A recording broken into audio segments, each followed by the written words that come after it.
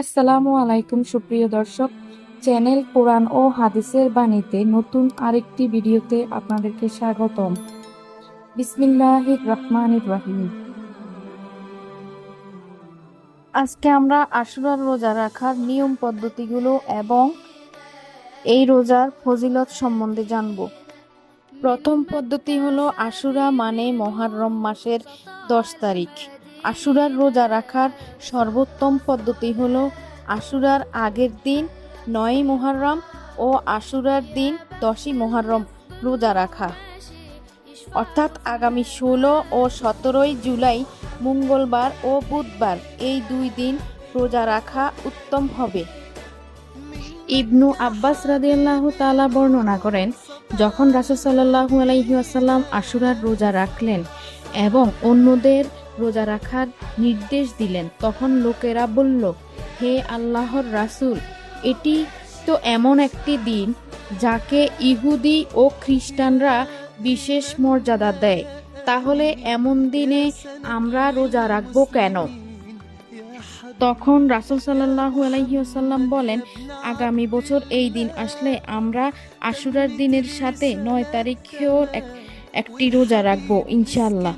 পরের বছর আসার আগেই রাসূল সাল্লাল্লাহু আলাইহি সাল্লাম ইন্তেকাল করেন। ইমাম মুসলিম আস-সহিহ 2556।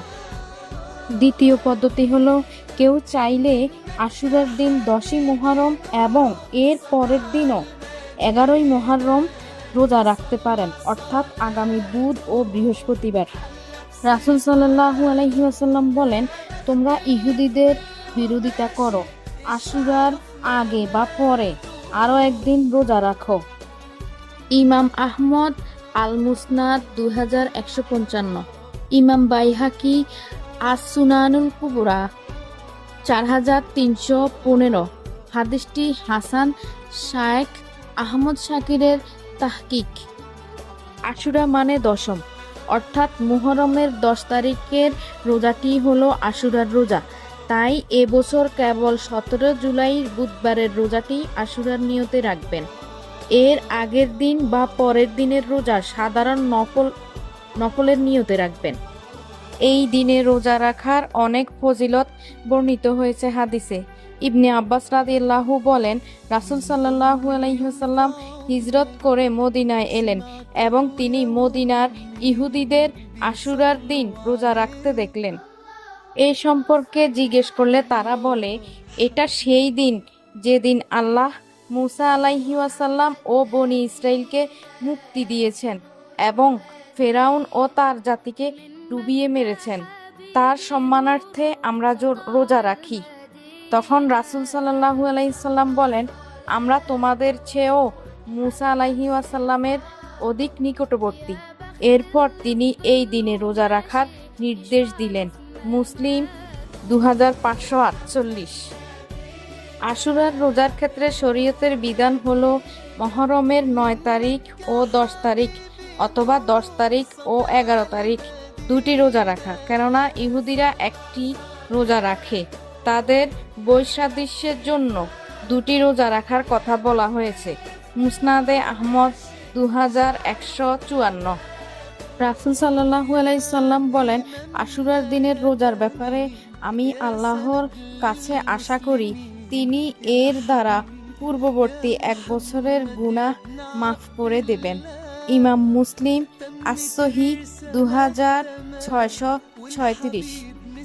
এক ব্যক্তি আশুরার রোজা সম্পর্কে প্রশ্ন করলে রাসূল সাল্লাল্লাহু আলাইহি সাল্লাম বলেন, এটি 1 বছরের নফল রোজার সমতুল্য। ইবনু হিব্বান আস-সহিহ 3631। হাদিসটি সহিহ। অন্য হাদিসে রাসূল সাল্লাল্লাহু আলাইহি সাল্লাম বলেন, রমাদানের পর সর্বোত্তম রোজা হলো আল্লাহর মাস মুহররম মাসের রোজা। ইমাম মুসলিম আস-সহিহ 2645। তাই 5 ওয়াক্ত নামাজের পাশাপাশি এই মাসে বেশি বেশি নফল রোজা রাখা উত্তম ও ফজিলতের ব্যাপার।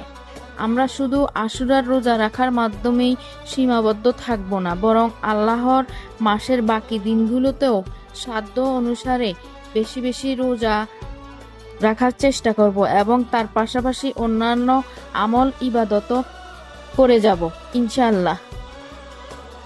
আজকে এখানেই বিদায় নিচ্ছি। আল্লাহ হাফেজ। ভালো লাগলে চ্যানেলটি সাবস্ক্রাইব করে লাইক, কমেন্ট, শেয়ার করে দিবেন। আসসালামু আলাইকুম।